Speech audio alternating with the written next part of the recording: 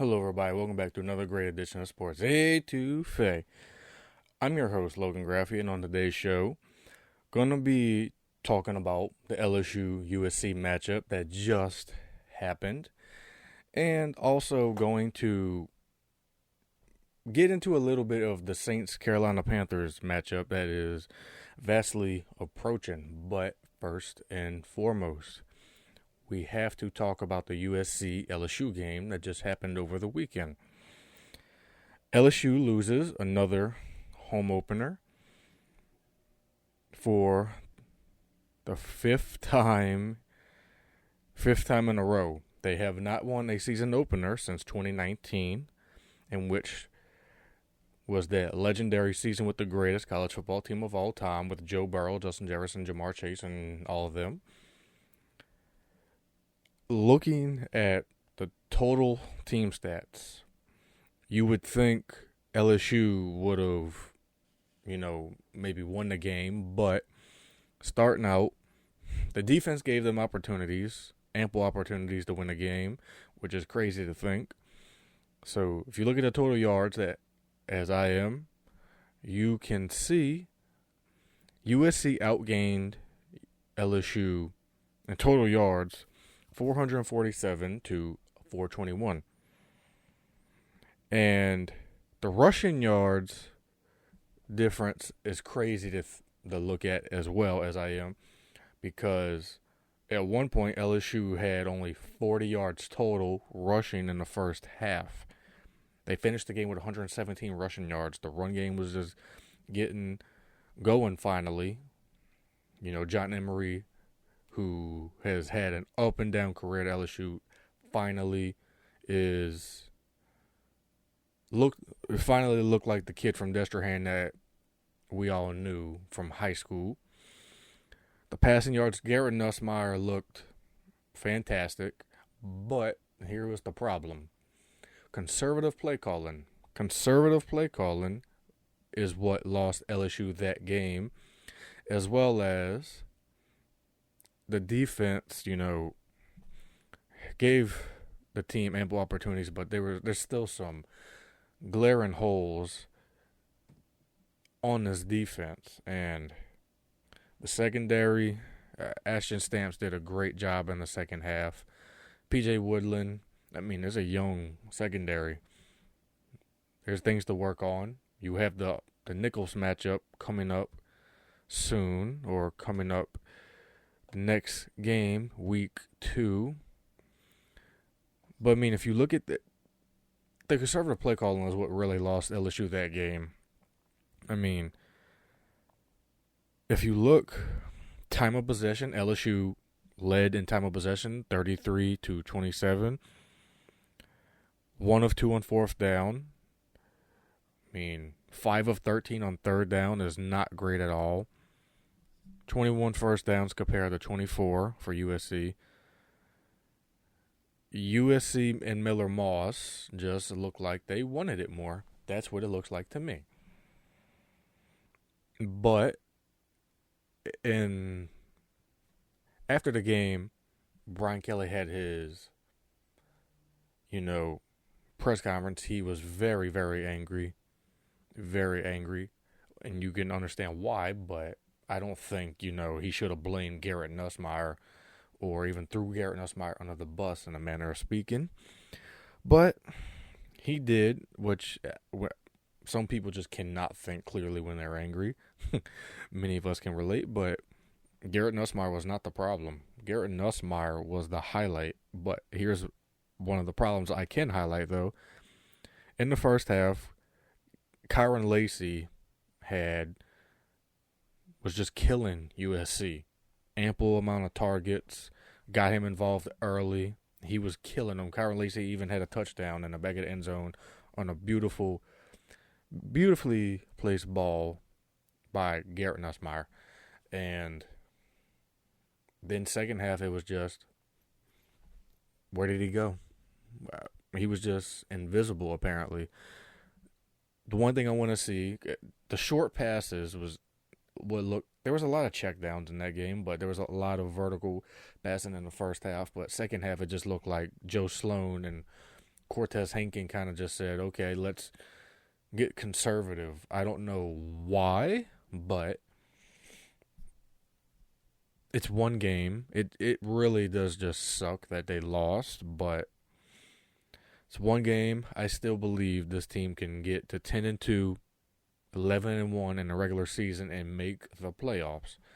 Now, losing to USC, a top 25 team, is going to knock them down quite a bit in the rankings, going from playing number 13, playing number 23. I believe, they're probably going to get to ranking. They're going to probably drop to ranking 18 or 20. So there's still time in the season. It's a long year, but you have a few difficult opponents on the schedule. I mean, of course, you have the Alabama game that's going to be in Baton Rouge. You have Ole Miss. You have Texas. You have Oklahoma. I mean, there's 4 games right there that are going to be really, really tough. I mean, even Arkansas is always tough every year when you're battling for the Golden Boot trophy. But the one thing that has to improve is the play calling. I mean, I believe in Joe Sloan because, I mean, when he was at Louisiana Tech had a very efficient offense. They had one of the top in the country when he was the offensive coordinator there years ago. So I believe they're going to get it together. I just hate coming back year after year saying, okay, it was just week 1, moving on. So I really hope we see a difference with LSU this year. I mean, the defense looked improved. The D-line was getting after him. Savion Jones was just all over Miller Moss the whole entire game. And you can't say nothing enough about Savion Jones, but also Harold Perkins. Blake Baker has to use him a little bit better. I mean, when he was rushing Harold Perkins off the edge, it looked like he was a torpedo coming off the edge. It was just fantastic. But then he just moved him back into inside linebacker role. So there was a lot of coverage issues. I mean, a lot of eyes getting caught in the backfield. Greg Penn got caught ball watching, his eyes looking at the quarterback instead of covering the tight end on one of those plays. There's things that can be fixed. There's things that can be cleaned up. They're really, I mean, they have 421 yards and still lose the game. Actually, yeah, even 117 rushing yards and still lose the game. And to lose, not even on a field goal, but on a walk-off run touchdown by Woody Harris, or I think it could have been Marks. I can't fully remember, but there's room to improve. There is always room for improvement. I really think this LSU team is going to still make the playoffs. They have to make the difficult climb now, as they have every year under the Brian Kelly administration. I still believe in Brian Kelly. I really, really do. This year's is going to be, I think, difficult, but I still think I can see 10 to 11 wins in regular season. Now, let's talk about the New Orleans Saints matchup against the Carolina Panthers, which is coming up this upcoming weekend, or whenever you're watching this, Sunday, the 8th, I believe. Yes, the 8th. It's going to be a very interesting year for the New Orleans Saints because you have a whole new offensive staff. The roster is younger, the youngest it's ever been in a long time. And I can only be happy about that. It's been 2 years too late, even 3 years too late. And I'm curious to see how the Clint Kubiak, offensive coordinator for the Saints now, looks in the regular season. We've seen small glimpses of the vanilla offense in the regular season, and it didn't look too bad. But the highlight of the preseason, of course, was Spencer Rattler and what they are calling the agenda. I can only be happy about that because I am a huge fan and believer of Spencer Rattler already. The matchup that I'm looking at right now is just looking at the Panthers roster. I'm curious to see how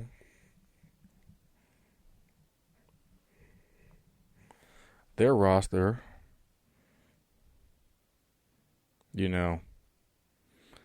how Chris Olave does against, their defensive backs this year. The one corner, the J.C. Horn versus Chris Olave should be really great.